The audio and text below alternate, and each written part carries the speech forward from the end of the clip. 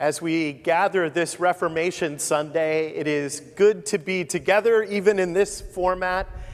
It's a reminder to us of the strength of the gospel and a reminder to us of our engagement in the wider church.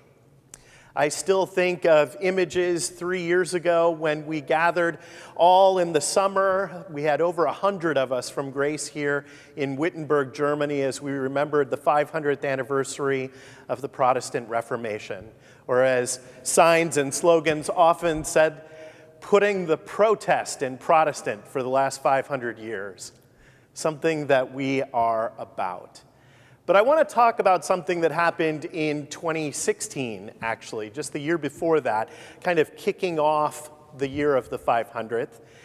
On October 31st, Reformation Day in that year, 2016, there was an event that had not happened in centuries. It was remarkable. There was a small group of us who gathered here, I think it was at 6 a.m, to watch the live stream of a worship service in Lund, Sweden. Lund is significant because it's where the Lutheran World Federation had been founded on the heels of World War II. And in that space, a celebration was held. A celebration remembering our common baptism. It was a celebration that involved the Lutheran World Federation, all of us as Lutheran Christians gathering there, and Pope Francis. Pope Francis celebrating with the Lutheran World Federation the inauguration of the 500th year of the Reformation. There were just goosebumps to see this. There were so many things to celebrate, so many things that caused you to choke up, so much good news. The host bishop, the Archbishop of Sweden, Antje Jackelin, a German theologian, was one of the main hosts of the event. And she was often in dialogue with Roman Catholics, and occasionally, because of the Catholic Church's stance in regards to women clergy, people might be unavailable at the last minute for meetings. But during that service in 2016, when it came time to share the peace amongst those there, the Pope made a beeline to her to embrace her, to share the peace. It still chokes me up, this sense of good news. Good news. That's what the Reformation was all about. At a time, which I think it's important to say is not now, but at a time when the church was not known for good news. Good news. If we go back centuries and centuries to the time of the Bible, we read every Sunday from one of the 4 Gospels. Gospel means good news.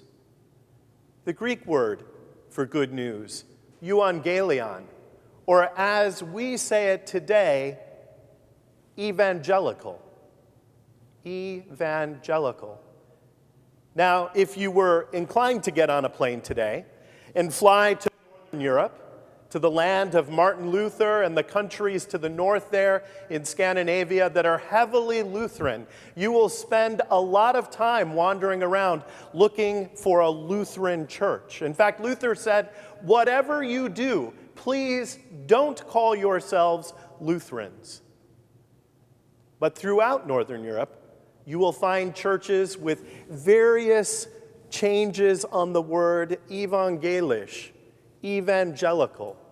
In fact, in the late 80s, when the ELCA, our denomination, was formed, there was a desire to reclaim this name, not to simply call ourselves American Lutherans, but instead our first name became again the Evangelical Lutheran Church in America. Now, it's kind of funny because in North America, that word evangelical already has a definition, a religious tradition, some might argue at times perhaps a political movement. And yet, as we gather, we try to say it a little differently to distinguish ourselves, the Evangelical Lutheran Church, which I'm sure everybody hears that slight difference.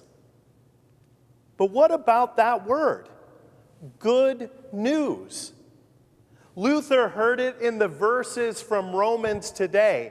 This idea that our relationship with God is made right, peace is brought to our hearts as a gift, as grace, not because we're so clever or work hard or do all the right things, but it comes as gift. It is good news.